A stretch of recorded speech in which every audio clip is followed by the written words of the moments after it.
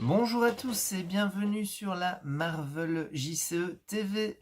Eh bien aujourd'hui deuxième petite vidéo de meublage puisque nous sommes toujours en train d'attendre que le jeu sorte. Mais voilà, il se trouve que le guide de référence et non pas le guide Learn to Play, donc apprendre à jouer, le guide de première partie, vraiment le guide de référence où chacun des mots-clés est détaillé, il a enfin fuité et donc il y a quelques précisions intéressantes. Voilà, je vais faire le tour de mes petites notes ici et je vais vous dire ce que j'ai trouvé d'intéressant. Voilà. Alors pour rappel, Marvel Champions, comment ça se joue? Nous avons une phase joueur lors de laquelle les joueurs ont le droit de changer de forme entre alter ego et héros maximum une fois par tour. Ensuite, eh bien, vous avez le droit d'effectuer autant d'actions, de jouer autant de cartes que vous le voulez. Pour rappel, pour payer le coût de vos cartes, vous devez en défausser d'autres. Voilà. Et une fois que tous les joueurs ont terminé de faire leurs actions, ils redressent leurs alliés et leurs héros, ils refont leurs mains, et c'est reparti pour le tour du vilain. Le vilain qui va s'activer, enfin le méchant, puisque c'est en français, qui va s'activer une fois pour chaque joueur et donc qu'il va attaquer les joueurs en forme héros et qui va manigancer pour chaque héros, enfin chaque héros enfin, en forme alter ego, chaque joueur en forme alter ego, voilà. Voilà, donc ça, et ensuite une carte de rencontre est donnée à chaque joueur qui la résout à son tour. Alors, petit point intéressant, quand on arrive à la fin de son deck joueur, donc lors de la phase de pioche, eh bien, on se distribue une carte de rencontre supplémentaire. Ça, c'est la pénalité. Ensuite, quand on arrive à la fin du deck rencontre, et ça je ne le savais pas avant de lire ce guide, eh bien on met un jeton accélération supplémentaire sur la quête principale. Cela veut dire que, sur la manigance principale, ça veut dire qu'il y a un de menaces supplémentaires chaque tour qui va être placé sur cette manigance. Voilà, alors qu'est-ce qu'il y a d'autre? Les alliés, on l'avait déjà dit, mais il me semble bon de le rappeler. Les alliés, généralement, quand ils vont attaquer ou contrer, vont subir des dégâts collatéraux égaux au nombre de petites étoiles à côté de la compétence qu'ils ont utilisée. Autre point concernant les alliés, ils sont limités à 3, donc on n'a pas le droit d'avoir plus de 3 alliés par joueur en jeu. Alors, vous avez plein de cartes où il y a écrit action héroïque en parenthèse attaque, contre ou défense, faire ceci. J'ai vérifié dans le guide. Contrairement aux actions d'attaque, de défense ou de contre de base du héros, vous ne devez pas incliner le héros pour effectuer les actions des cartes. Donc ça, c'est plutôt pas mal. Voilà. Alors, quand on a le méchant qui s'active, donc vous savez qu'on attribue une carte pour booster son action, on ajoute le nombre d'icônes de boost qui sont des sortes de petits triangles en dessous de la carte à la valeur d'attaque ou de manigance du méchant. Par contre, les petites étoiles ne comptent pas dans ce compte. Par contre, les étoiles ne s'ajoutent pas à la valeur, mais vont avoir des effets indésirables qui sont notés sur la carte elle-même. Voilà. Alors il y a des choses un petit peu triviales, comme par exemple quand on joue une carte, on a le droit de payer plus que le coût de la carte pour pouvoir la jouer. Cependant, évidemment, les ressources additionnelles qui ont été payées ne peuvent pas être réutilisées pour autre chose. Les alliés qui ont un petit trait dans leurs caractéristiques, comme par exemple l'allié Hulk, qui a un petit trait dans sa capacité de contre, dans sa valeur de contre, eh bien ça veut dire qu'on n'a pas le droit tout simplement de l'utiliser pour contrer.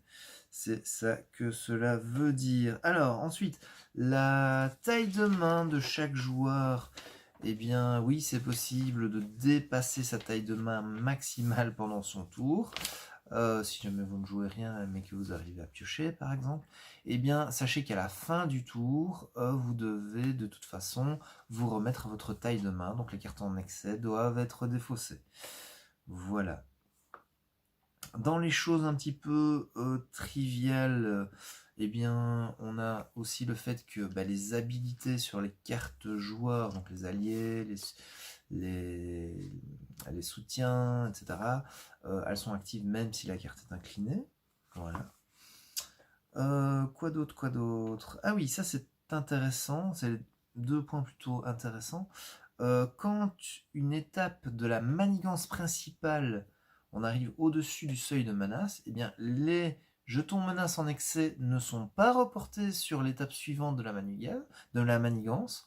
Donc si par exemple la première étape vous êtes à 5, à un seuil de 5 et vous devez en mettre 8, eh bien vous ne mettez pas 3 jetons sur l'étape suivante de la manigance, ça recommencera à 0. Par contre, s'il y avait un jeton accélération sur cette étape de la manigance, eh bien, vous devez faire passer ce jeton accélération à la deuxième étape de la manigance. Voilà, donc pas de bol, on ne peut pas s'en débarrasser comme ça. Ensuite, les obligations. Si jamais un joueur est éliminé et que vous piochez son obligation, eh bien, vous retirez simplement cette carte obligation de la partie et vous le remplacez par la carte suivante. Donc pour rappel, l'obligation, c'est une carte spécifique à chaque héros qui se met dans le deck rencontre. Voilà.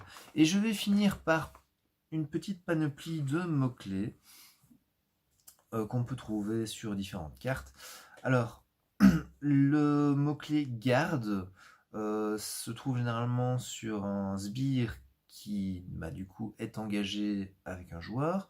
Eh bien, ce sbire doit être tué avant que le héros en question, que la personne en question puisse attaquer le méchant. Il y a la capacité overkill, donc overkill en anglais, je pense que ça sera traduit par piétinement, mais n'ayant pas la VF, je ne peux pas encore en être 100% sûr. Ça veut dire quoi?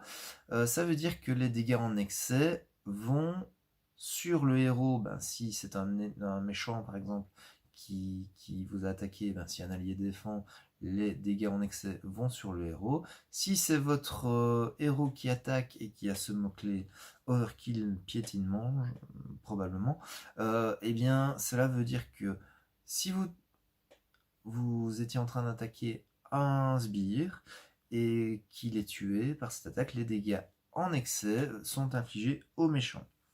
Voilà. Alors, il y a le mot-clé péril. Eh bien, péril, c'est un mot-clé qu'on va retrouver sur des cartes de rencontre. Et ça veut simplement dire que le joueur doit résoudre l'effet de la carte rencontre sans consulter les autres, puisque en fait, quand on résout l'effet de sa carte rencontre, généralement, on a le droit de se consulter. Ensuite, on a le mot-clé, alors en anglais c'est Quick Strike, alors je ne sais pas si ça sera traduit par coup rapide ou initiative, ce sera quelque chose dans ce goût-là. En tout cas, ce que ça veut dire, c'est un mot-clé qui est généralement sur un sbire, et quand ce sbire vous engage et que vous êtes dans votre forme héros, il vous attaque directement. Voilà.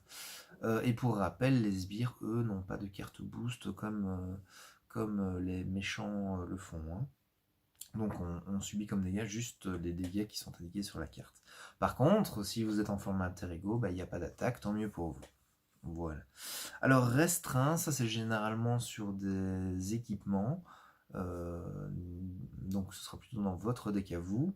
Le mot-clé restreint, eh bien vous n'avez pas le droit d'avoir plus de 2 équipements avec le mot-clé restreint en jeu en même temps. Voilà. Le mot-clé riposte X veut dire que la personne attaquée, que ce soit votre héros ou le méchant, lorsqu'il est attaqué, inflige X dégâts à la personne qui l'attaque. Le mot-clé renfort veut simplement dire que lorsque vous piochez la carte avec ce mot-clé renfort, vous résolvez la carte et ensuite eh bien, vous en piochez une autre et évidemment vous résolvez l'effet de cette nouvelle carte.